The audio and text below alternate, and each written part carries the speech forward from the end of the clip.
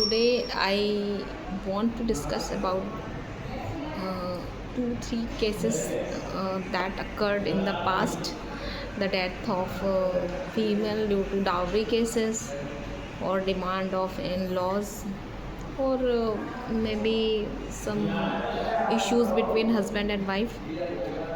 And some cases are seemingly look like that they are ladies are murdered by the in-laws or by husband, but the name given by them that she did suicide and she used to take drugs, etc., etc. That mother-in-law is blaming the his daughter-in-law, like in Tusha Sharma case and Giribala Singh.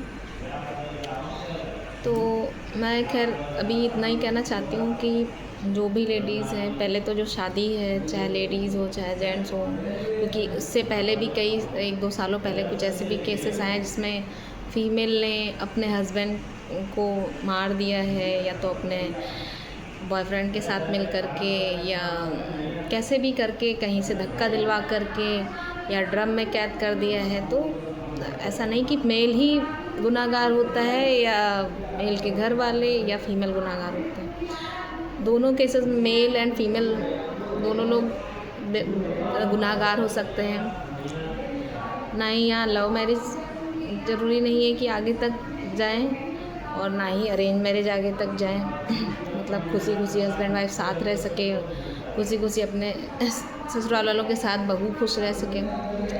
तो कुछ पता नहीं है. और जो साथ रह रहे हैं, जिन्होंने अपनी ज़िंदगी निभा दी अच्छे से जीते थे, वो परिवार लकी हैं, वो लोग लकी हैं. तो अब करना क्या है, अगर इन केस लाइफ में ऐसे खटपट होते हैं, ये कोई छोटी छोटी सी बातें नहीं हैं कि किसी की जान चली जाए. और कई बार होता है कि लड़की घर आना चाहती है, ससुराल वाले अगर उसको प्रताड़ित करते हैं, लेकिन उसके माँ बाप, उसके पेरेंट्स हमेशा ये चाहिए कि शादी बनी रहे, तो वो उसको हमेशा अपने बेटी को समझाएंगे कि बेटा इग्नोर किया कर, वहीं पे रह जा, और लोग क्या कहेंगे, समाज की बातों के चक्कर में वो उससे अपने घर नहीं बुलाते. तो ऐसे पेरेंट्स से मेरी रिक्वेस्ट है कि अगर ऐसे साइन आ चुके हैं, बेटी बहुत परेशान लग रही है, वो आपके पास आना चाहे तो हमेशा उसका वेलकम करें, उसको बुलाएं. समाज की चिंता मत करें, क्योंकि अगर आपकी बेटी एक बार इस दुनिया से चली गई तो वो वापस नहीं आएगी, और उस समय आपके काम समाज नहीं आने वाला है. बेटी का ज़िंदा रहना ज़रूरी है. और दूसरी चीज़, उन कपल्स के लिए जिनमें आपस में बनती नहीं है, उन सास बहुओं के लिए, उन ननंद भाभियों के लिए, उन ससुर दामाद के लिए, या जो आई थिंक मतलब जो भी रिश्ते हैं उनमें जिनमें बन नहीं रहे, उनके लिए बता रहे हैं. मेन बात तो यहाँ पे हस्बैंड वाइफ की हो रही है. तो अगर उनकी नहीं बनती है तो या तो आप तलाक ले लीजिए, एक ऑफिशियल तरीके से सेपरेट हो जाइए. दूसरी चीज़ है कि अगर नहीं तलाक लेना है तो सेपरेट रहिए, अपने अपने घर चले जाएं, लड़की अपने माँ बाप के पास चली जाए, या दूसरी शादी कर लो आप जिससे. लेकिन ना ही किसी की हत्या करें कि भाई हस्बैंड परेशान है वाइफ से, और ना ही खुद की जान दें. जैसे खुद से ही उन्होंने सुसाइड कर लिया किसी ने कि वो हस्बैंड प्यार नहीं करता.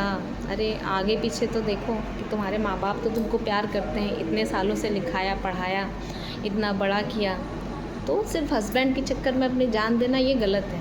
दूसरी चीज़, बच्चे अगर हैं तो बच्चों की परवाह, बच्चे अभी छोटे हैं, उन्हें भी तो माँ के प्यार की ज़रूरत होती है.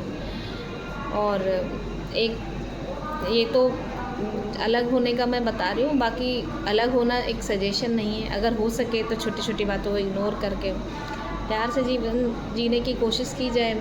तो हो सकता है छोटी सी बात के लिए कुछ हो गया, आपने कुछ कह दिया, शाम तक उस इशू को सॉल्व करके अगले दिन फिर बोलना चालू कर दें.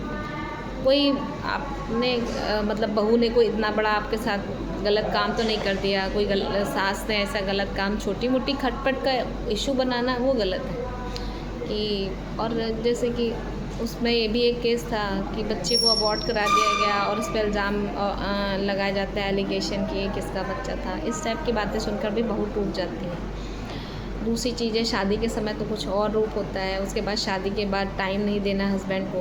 कभी कभी होता है कि दूर रह के भी इंसान पास का एहसास करा सकता है, वो या तो एक व्हाट्सएप मैसेज से या तो एक फ़ोन कॉल से थोड़ा बहुत तो टाइम मिल जाता है कि एक दूसरे का